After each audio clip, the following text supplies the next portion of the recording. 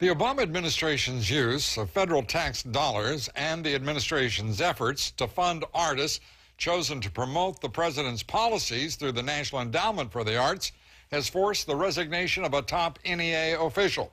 The NEA's communication chief, Yossi Sergeant, quit after his role in the controversy was revealed. Lisa Sylvester has our report. The National Endowment for the Arts is an agency of the federal government, the largest source of funding for the arts in America. It is supposed to be non-political and neutral.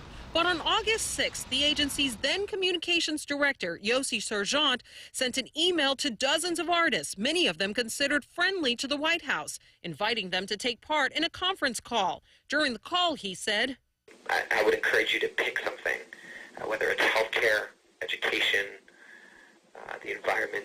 You know, there's four key areas that the corporation has identified as the areas of service.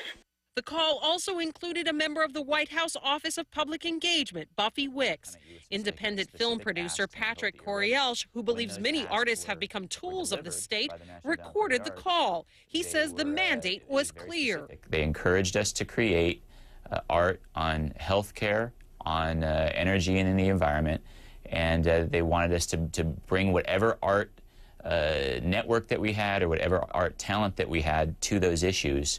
10 Republican senators sent a letter to the chairman of the NEA, concerned taxpayer dollars were being used to promote the president's legislative priorities. Rory Cooper with the Conservative Heritage Foundation says rules that apply in campaign mode don't apply once a candidate is in office.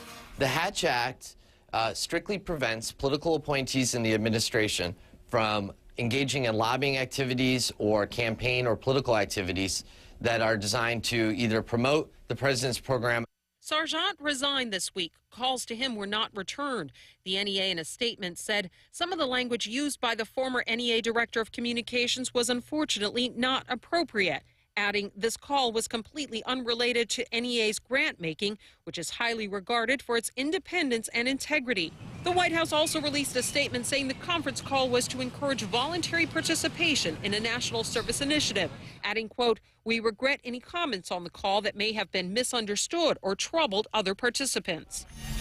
But the White House is clearly concerned about this. White House counsel Gregory Craig sent a memo to agency heads saying avoid even the appearance of impropriety, make sure funding decisions are free of political interference, and make sure that engagement with citizens and organizations is even-handed. Lou? And it looks as though this is over, or is there further investigation underway?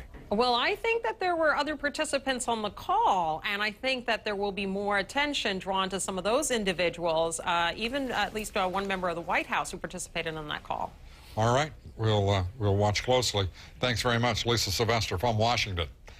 Political messages are also making their way into our nation's public classrooms.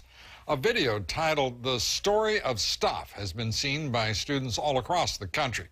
Critics say the so-called environmental video perpetuates leftist myths about our government, our politics, and our society.